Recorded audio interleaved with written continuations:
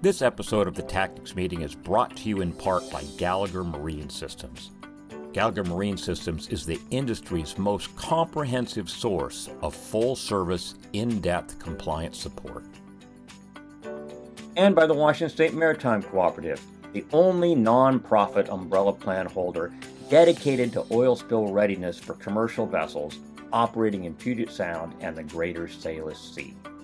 Formed in partnership with Washington State in 1995 to protect these waters, WSMC has long stood at the intersection of maritime response and environmental protection, supporting safe commerce while safeguarding the coastlines we all depend on.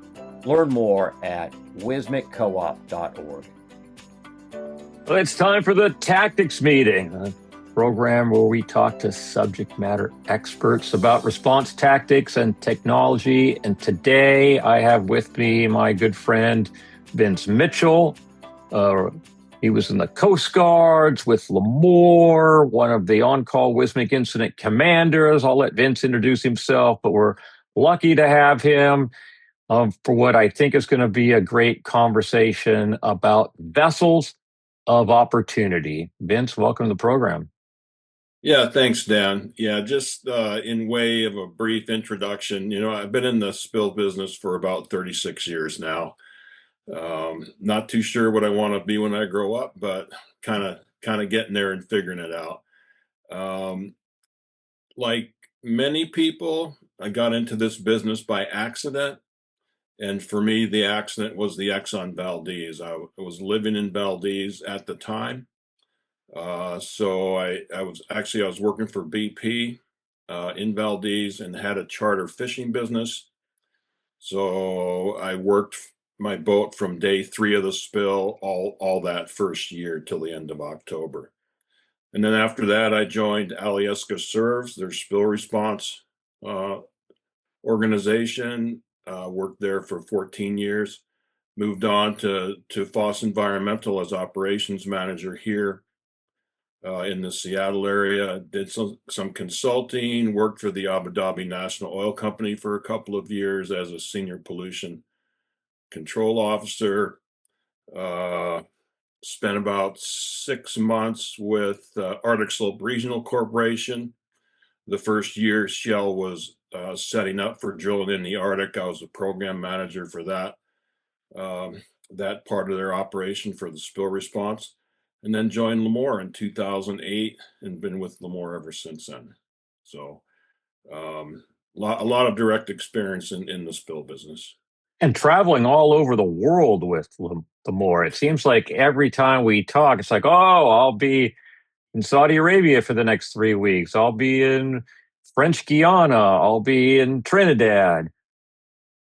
Yeah, I mean, that part is interesting because you can see how different countries, different spill organizations kind of respond to spills. In many cases, most cases, it's not like the US. So you can really see the difference between how different countries and different states respond to pollution incidents. Yeah, I remember doing a drill for Shell in Rio de Janeiro. It was probably 12 or 14 years ago. It was a long time ago. And we were talking about unified command. And they're like, oh, yeah, we do unified command. But what they didn't tell you is it's unified without you, because you are the polluter. You're the criminal, right? And that's the way it exists in most of the world. Yes. Yeah, I agree. It's either run by the environmental ministry, the Navy, or the Coast Guard. Yeah, there's no such thing as unified. No. They'll tell you what to do, and then of course you have to pay for it. That's right.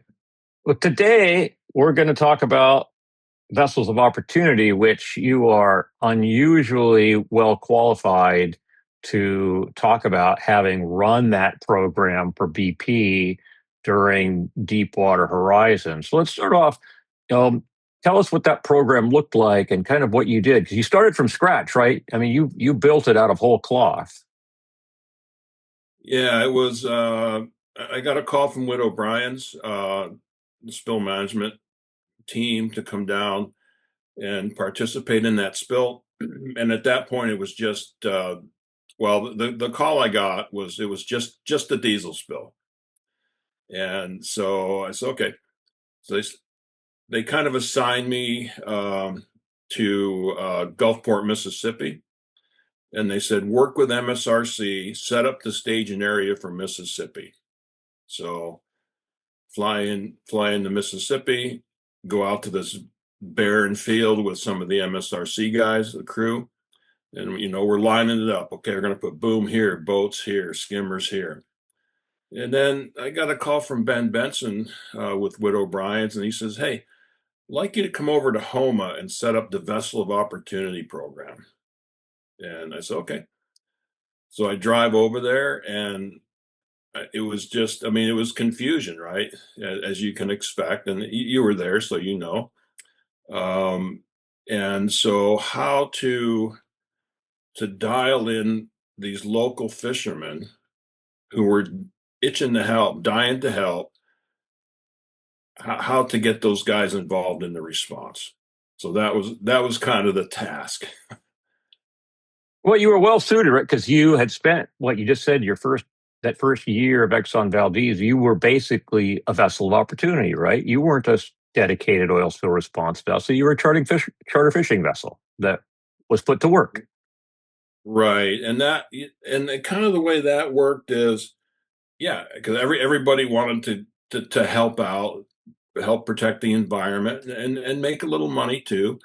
And so, the way that kind of worked is, I mean, yeah, that was before Alyeska Serves had developed a program. It was before they were even formed. So Exxon just had a couple guys, and they would, if you wanted to have your boat on hire, you would go talk to them. They'd give you a contract. You'd read it over, sign it, and they'd put you to work. And so, when so with basically my time and experience at Serves, I wasn't not directly involved in the fishing vessel program that they had there. They have a very robust program, but I was involved in the training. They would go around to the outports a couple times a year, conduct training with the local fishermen. So I was involved in that. And that was actually quite enjoyable. That was quite rewarding to see, the guys were interested. And I mean, the guys in Alaska, they're all, seiners or longliners or gill netters, very experienced seamen. And so they have a lot of experience, especially the seine fleet towing nets. It kind of equals towing boom. And I mean, I love working with mariners because they can figure stuff out. If they're away from port and they have a problem, they have to figure it out. And so they're really good to work with. I really enjoy working with them. Yeah, those seine skiffs. I mean, they've got some horsepower in them. They are the perfect boom towing machine. Yeah, I agree. And the seine boats are as well. I mean, they're used to low speed maneuvering, which most vessel fishing vessels are not used to that low speed operations, which is great for boom towing. So I kind of took that experience and took it into the kind of the Gulf of Mexico program. And so when I set that program up, I wanted to have a couple things. One was a contract between the vessel owner and BP. That's pretty much standard because and what I would tell the guys is you know where you stand and you know where BP stands in that particular case. So you know where both parties stand. The second was that, the crews had to attend some sort of training. We just didn't have time to give them HAZWOPER, 24-hour HAZWOPER training, but we gave them like a 4-hour kind of a little mini course. And, we talked about fate, the fate and behavior of oil. We talked about boom and boom towing. Um, we talked about storage. We talked about the use of sorbent. So it was 4 hours, and all the captains and crews had to attend that training. And then third, that we needed to ensure that the vessels were seaworthy.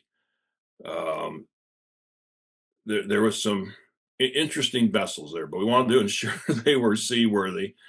And so we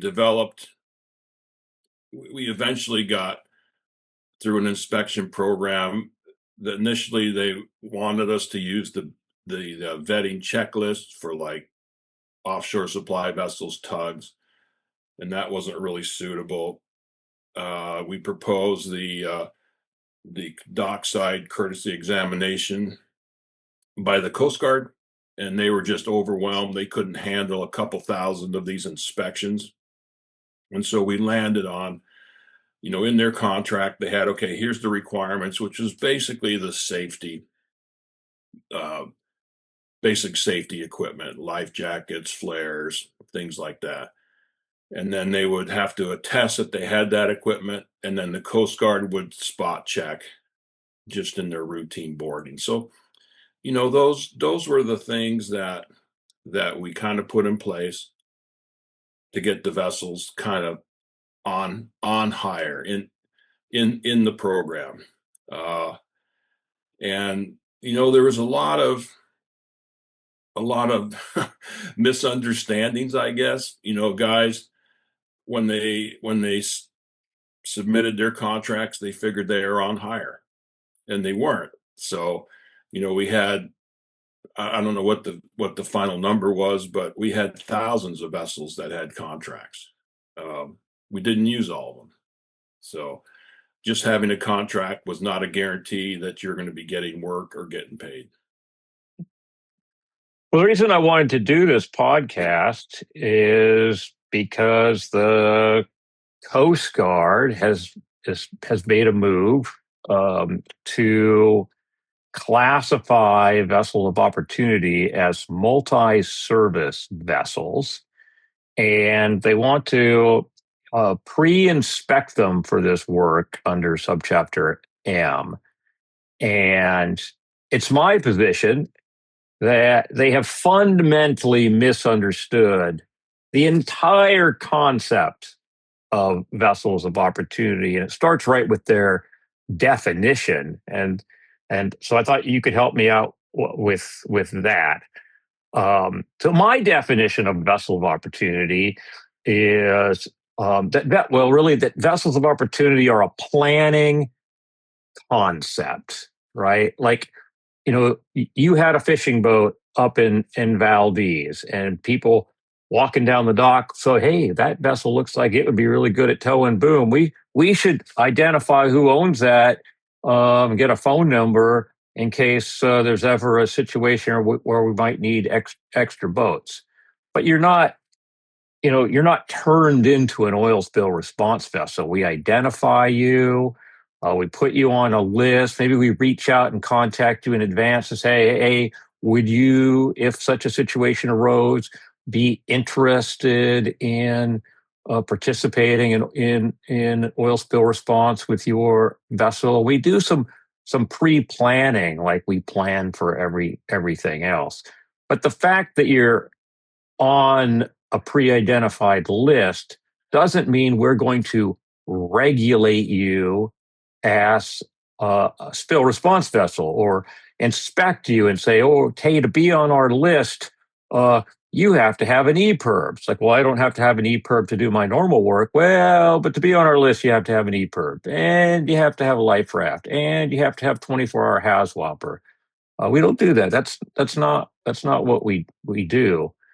Uh, I assume that you're familiar with the Coast Guard's NAVIC and their request for information and all that kind of stuff. What is your Yeah. thought on the definition of a vessel of opportunity? Do you have one you can share with us? Well, maybe not an official definition, but this is probably one of the rare times I would agree with you on this.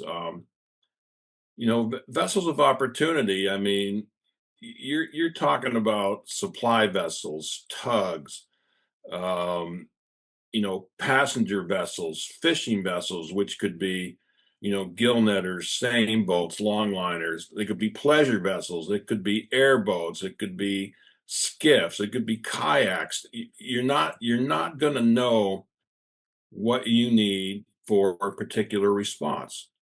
For example, in Louisiana, working around in the swamps and marshes, we needed airboats. So, which you probably wouldn't need an airboat up here in Puget Sound. I mean, you might for some particular jobs, but so yeah, I agree. A vessel of opportunity is a vessel that is doing other things to as their main function, whether it's fishing, whether it's pleasure, something else, and then gets pulled in because a response gets to the size where maybe the OSRO or the responsible party doesn't have enough vessels to draw on. So it's an augmentation of maybe an OSRO's fleet or a responsible party's fleet. And yeah, I mean, I think maintaining a list of vessels is a good thing to have. After Macondo, I spoke with several companies and they said, well, what do you recommend? And so, I mean, it's easy to recommend, keep a list of vessels, keep the guys HAZWOPER trained, give them training every once in a while, but all that costs money. And so that kind of fell by the wayside in the areas where I talked to the guys about doing that. But when you brought people on in the Gulf during Deepwater Horizon, you gave those people training at the time, right? You could call it just in time training, right? Before you would let them go out and do a job, they would be training, you'd inspect the vessel, you'd make sure they're seaworthy. If they needed a piece of safety equipment that you thought was necessary and they didn't already have it, the responsible party would provide it, right? Right. Yeah. And actually, I think, um, I think it was Barataria Bay where we had a lot of shallow draft skiffs, basically.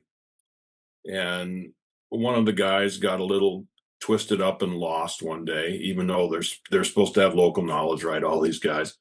So ended up buying handheld GPSs for all the guys. So yeah, if stuff like that is necessary, kind of above and beyond what vessels would normally carry, yeah, that's responsible party equipment that they need to provide. Yeah. Yeah, I think that we're on the same page there, and the Coast Guard in their attempt to regulate this, they've also ignored that other states like Alaska and Washington have rules around this, and I'm going to go ahead and read the Washington State rule, verbatim. It says, and this is part of WAC, so Washington Administrative Code 173-182, vessels of opportunity response system. So you're required to have a response system, means non-dedicated vessels and operating personnel, including fishing and other vessels, available to assist in spill response when necessary.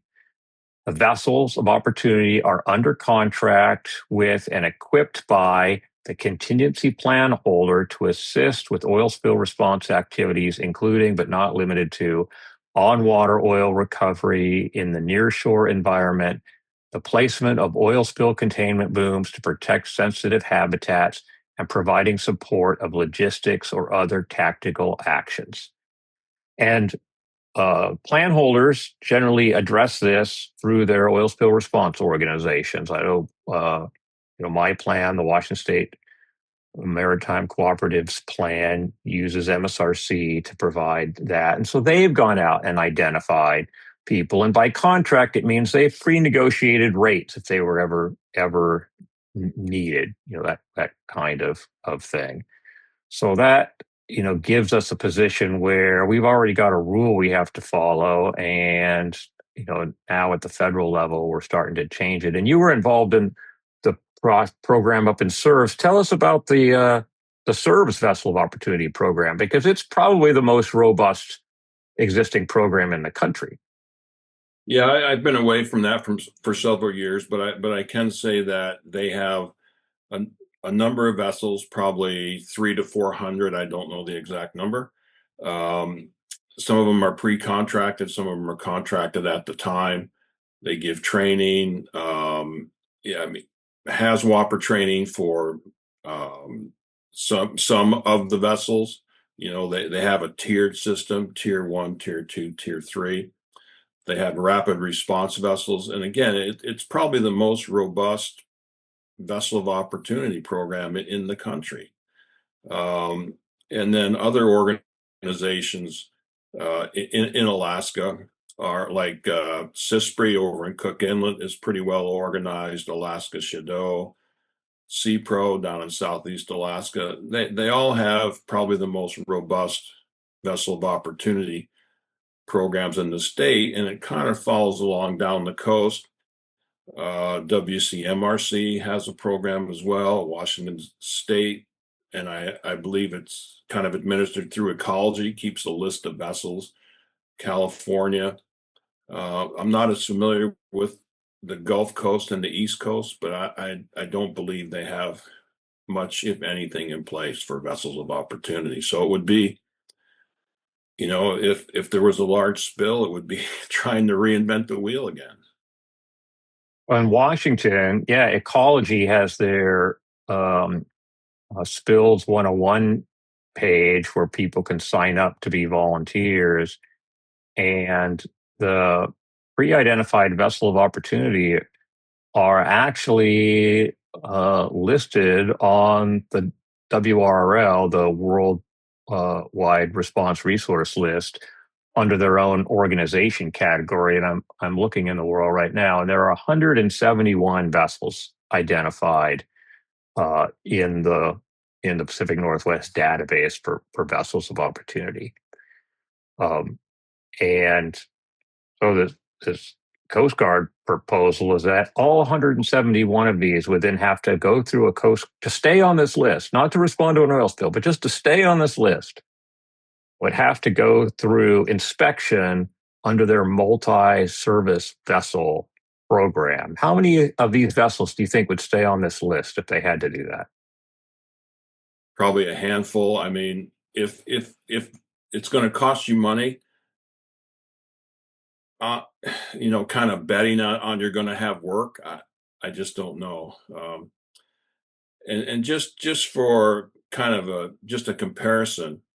So when I started out the Vessel of Opportunity program for BP, I was kind of straddling logistics and operations. So I was actually going out and training the guys myself. I probably trained a couple thousand people easily. And then that's on the logistics side. Then on the operations side, I was putting together groups, task forces to kind of get out and start recovering oil. So by the end of the response, I had 3 groups. Each group had 125 fishing vessels in it, 375 fishing vessels, and that wasn't counting support vessels, barges, safety boats, and all the other stuff that went with that. So, you know, that 100 and whatever number you said, 117 or 71 sounds 171, yeah, 171. Yeah. So, I mean, that sounds high, but just in my fishing vessel skimming branch that I ended up having, you know, I had over 375 just fishing vessels, or just vessels of opportunity. Like So, if I were to have a spill right now and decide we're going to need vessels of opportunity, MSRC or NRC or whoever, you know, try to, you know, activate these response vessels at any given time of that 171 that are pre-identified. I might get 8 or 10. You just don't know, right? I mean, one of the nice things about the way we're doing that is that at least once a year they reach out and make sure the contact information is the same. And so we don't have a lot of dead entries in the database. I mean, they really do exist. And a bunch of the vessels that are on here uh, are already inspected vessels, right? They're local tugs, they're launch service vessels. They're inspected under subchapter T, or they're maybe they're we've got a bunch of, by a bunch I mean like 4 or 5, commercial landing craft that are regularly driving cargo into the San Juan Islands, that kind of thing, that are on these lists. So they're already inspected vessels. They're already being operated by people with master's licenses. So, I mean, those things are pretty easy. They would easily meet the inspection requirements if it had to be something done under subchapter M. But then you have the commercial fishing vessels, the gill netters, the purseaners, they're uninspected vessels, even past pleasure vessels that might be suitable. Like my friend's got a 18-foot Boston whaler that's got a nice tow bit on it. It would do very well towing boom. But if we told them, hey, every year you have to go through this inspection process and it's going to cost you $1,000 a year to stay on the list, that isn't going to happen. And plus, I mean, you never know what you're going to need for a response. So I remember very vividly, I was driving down to Venice, Louisiana to give a training course. Al Allen calls me and he goes, hey, I need 8 vessels to start training for towing fire boom tomorrow. I said, okay, I'll see what I can do. And so, yeah, okay, I'd like that, steel hull, big, they're going to be offshore for days and days and days. And so I had a local contact there and I told him what I was looking for. So he gathered up, after the training, he gathered up these guys and we sat in a local restaurant. We're drinking coffee. And so I said, okay, you guys are going to be on hire tomorrow. And here's what you're going to be doing. And I kind of explained the whole in situ burning process. And they looked at me like I had 2 heads, man.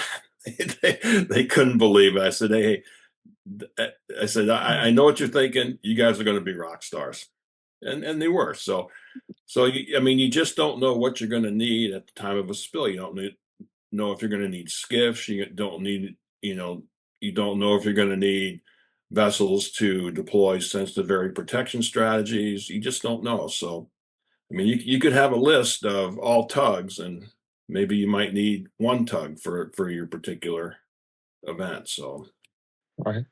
Or it reminds me of the idea that I've got these boom trailers and equipment trailers that are staged around the state, and I end up having to get other people to tow them. So maybe I go to Home Depot and I rent a pickup truck that has a tow hitch on it, so I can go grab this trailer load of boom.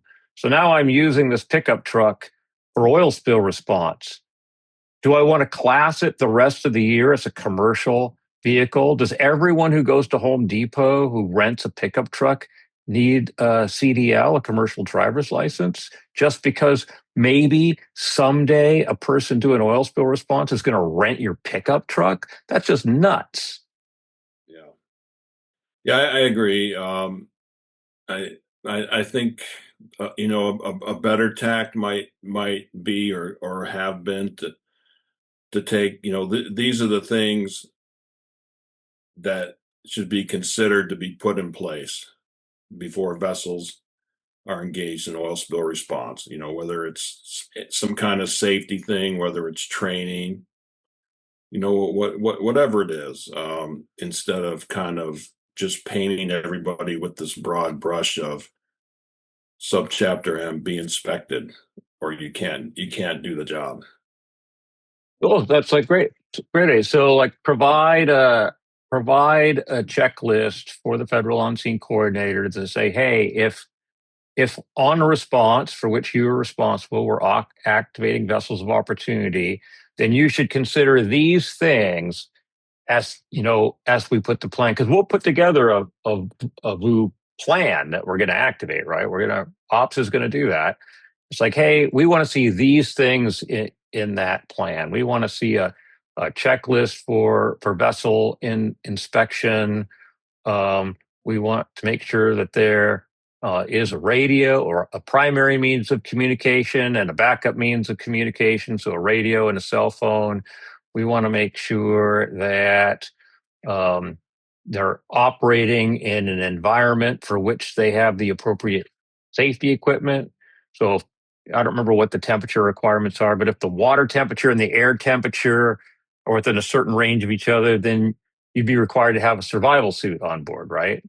And so, if we were going to put a survival suit for the crews on the boats, then we would also go through, an hour of training on how to don the survival suit, right? Have them, teach them to put baggies over their boots when they're sliding in there and all that stuff, right? So, what is it? What is it that we need to consider as being appropriate for this plan, and how do we activate it? That seems like an appropriate approach to me.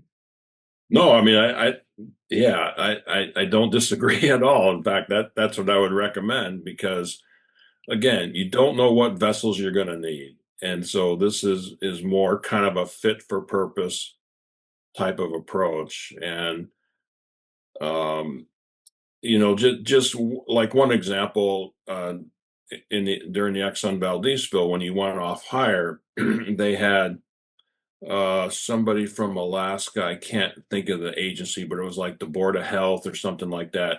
If you were involved in handling fish, they would come down and inspect your fish hole just to make sure that it wasn't still contaminated with oil and that it would be suitable for putting fish in for consumption. So just things like that, little things like that. Um, but yeah, that's a really good approach. I would certainly support that. Just like a checklist, and maybe the circumstances don't they all don't apply, and that's okay. But it would be the federal on-scene coordinator's um, determination, his judgment. Yeah, it'd be kind of like doing the checklist for the pre-transfer conference, right? It's like, here's the delivery vessel and the receiving vessel, and you go through the checklist, and each person initials it. So here's the vessel operator. It's like, EPIRB, yes, no, we have to get the. That seems reasonable. You must have developed a checklist then. I mean, how did you vet these vessels during Deepwater Horizon? Because there were a couple of different approaches that were suggested early on. Yeah, I mean, we basically, I mean, if they passed the kind of the seaworthy test, they were okay. Because we took all the vessels, uh, and then we didn't use nearly, hardly half the list of available vessels. But and again, we kind of grouped them, put them into groups and task forces for based on what they were doing. Like we had a couple of groups and task forces that were more offshore, so they could be deeper draft vessels. We had some that were more inshore, so we're basically using boats that were used to catching oyster boats, and so they were used to operating more in shallow draft areas. There was a number of Vietnamese shrimpers there. Some didn't speak any English, so we had to, we just didn't want to exclude them. So we would put them in task forces. The task force leader would be an English speaker, and we worked like that. So yeah, it was quite interesting to throw a program together from scratch. Did you send safety boats out with some of the task forces of smaller vessels? Yeah, we had a within each group we had a safety group as well, because all during the training, all these fishermen wanted to know was, when are we getting our respirators? When are we getting our respirators? And it's like, have you guys ever worked in a respirator?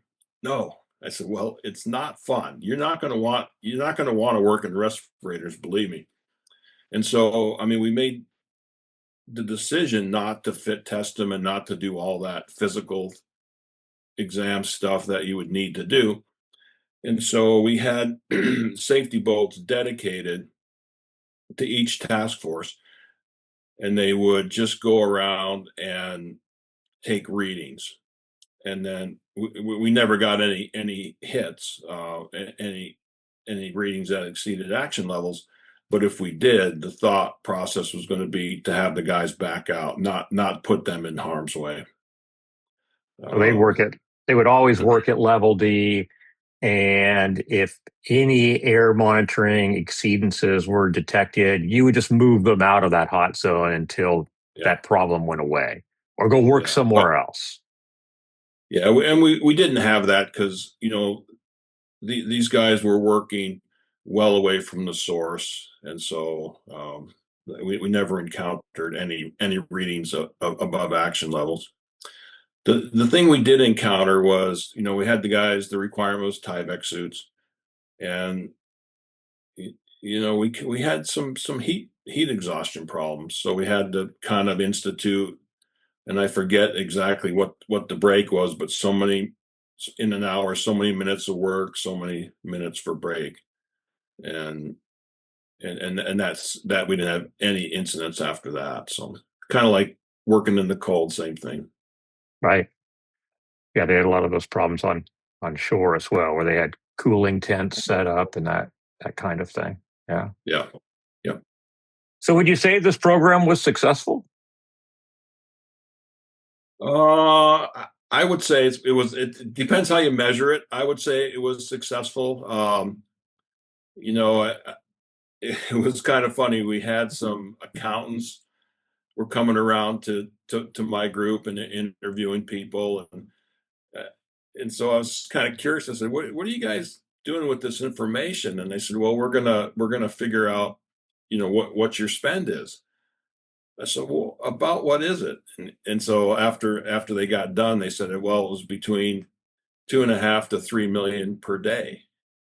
And so it depends how you define success. If you define it as cost of per recovered barrel, maybe not, because the recovery initially was pretty good, but when they got the offshore stuff more organized with dispersants and things like that, the recovery numbers really dropped. Politically, it was very successful. Yeah. Being able to engage the local community in the response, and to keep some money in the community when they would otherwise be out of work. Well, I mean, they weren't fishing, and so I got this a number of times. I can make more money than what you're paying fishing. I said, "Is fishing open?" No. I said, "Well, you have a choice. I mean, we're not forcing you into this program." Okay. So it was kind of interesting.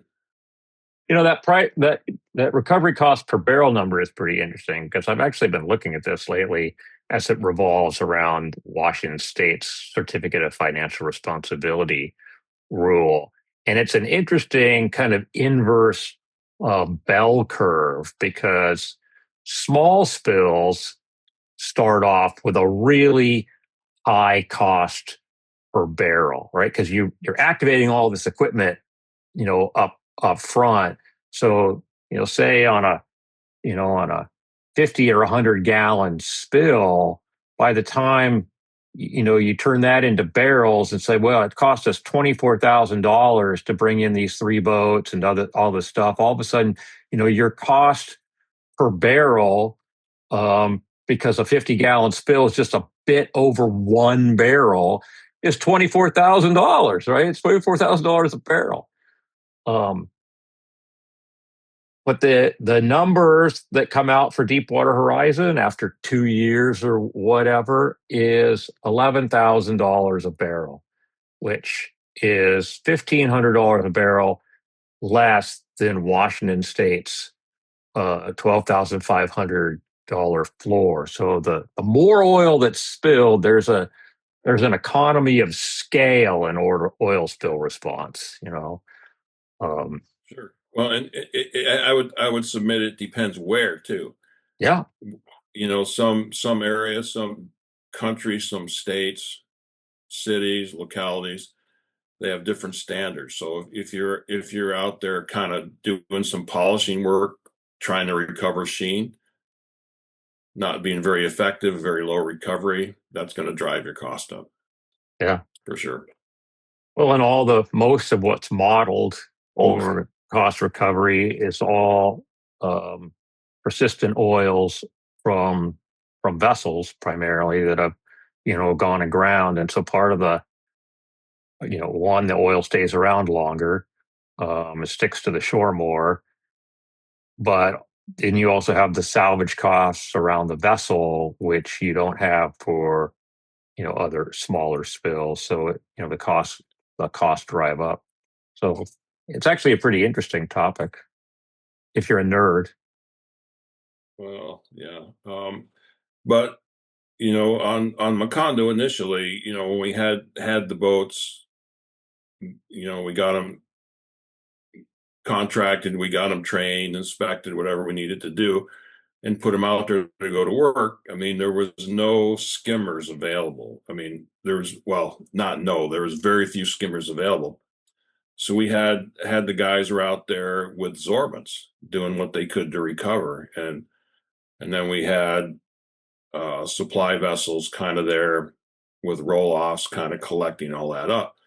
So I mean, we collected a lot of sorbents, not very efficient way to work, but I mean, we had to work with what we had at the time. Yeah, I don't know. Sorry, go ahead.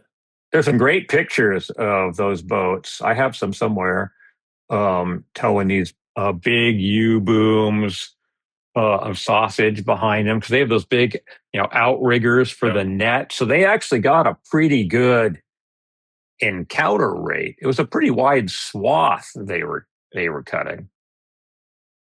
yeah. That worked out pretty good. I remember very clearly going on the first shrimp boat and kind of looking at the rigging and figuring out how we're going to use these boats, and we made some suggestions, and then the guys, of course, that the captain and crew of the boat, they kind of modified that a little bit, and so yeah, it ended up being pretty efficient when we could get into good oil to recover.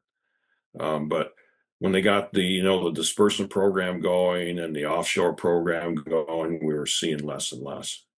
Yeah, I was in Homa in the offshore um, recovery group with the larger offshore skimmers. Really, once you got that subsea dispersant going, we saw a lot less oil coming to the surface. How much oil did you see along the shoreline? Well, I mean, we're working probably in that. We weren't working like right next to the shoreline. We were working kind of in that near shore area. Um, and so again, it just depended. Early on, we were seeing quite a bit. Later on, not so much. And then when we were working in kind of some of the bays and bayous and whatever, I mean, it was just sporadic. Uh, then so I don't know if they ever quantified any of the sorbents that maybe they did. I don't know. Yeah, I don't know either. Anything you want to say in closing about vessels of opportunity? No, I think trying to paint them with the broad brush for inspections or whatever the requirements are going to be to be a vessel of opportunity. I don't think is the correct approach. I would certainly support kind of a checklist for the FOSC to maybe put on the responsible party and trickle down the operations to make recommendations with what is appropriate for the spill and the vessels that they're going to be needing to attack the spill. That to me that's more appropriate than I trying to.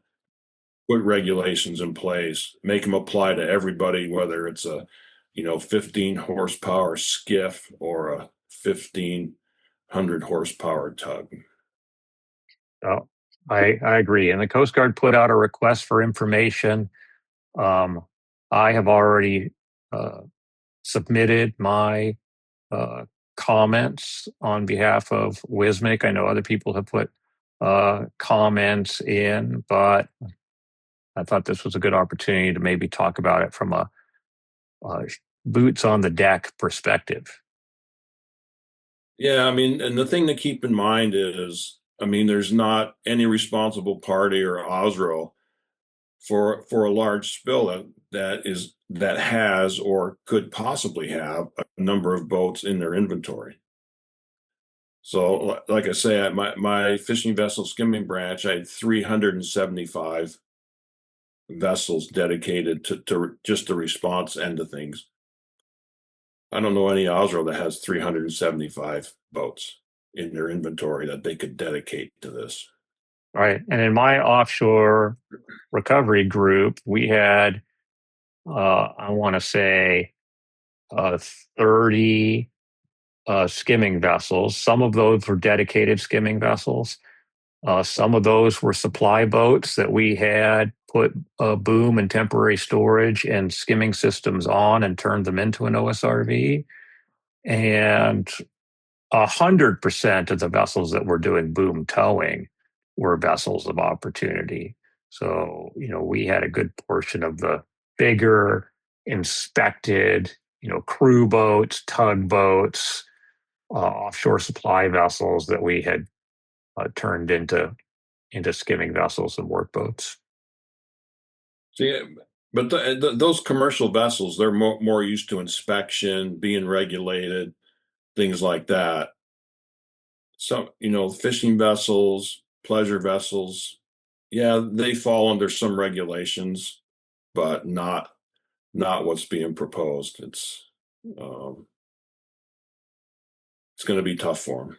Well, we even had some foreign flag vessels for which the Jones Act had to be waived. So, are we going to go inspect all foreign flag supply boats because we might bring them over from the North Sea and have them help? Yeah, let's do that.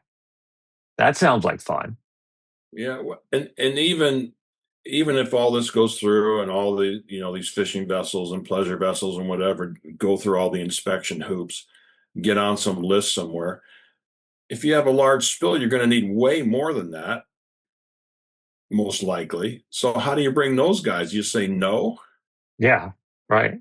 Well, we're going to lose our vessel of a big chunk of our vessel of opportunity fleet. As I look down through the world list of these 171 vessels that are on here, I see commercial vessels, but I see fishing boats, I see little jet boats, I see all kinds of stuff. Here's a little 23-foot vessel with a 225 horse Honda. I mean, all these vessels are going to come off the list if you force them to be inspected just to be on the list.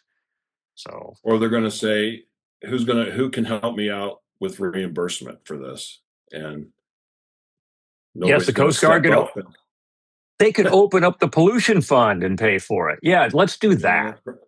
Probably not, but no, probably not. Right?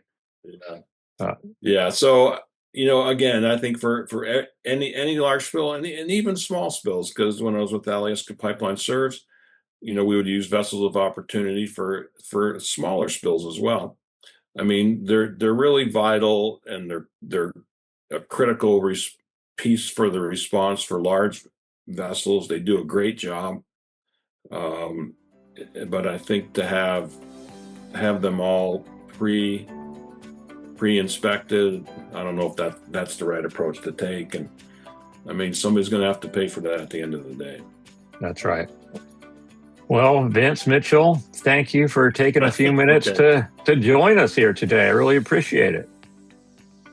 If you're getting value from the tactics meeting, whether it's maritime safety, environmental insight, or just good conversation, consider supporting the show.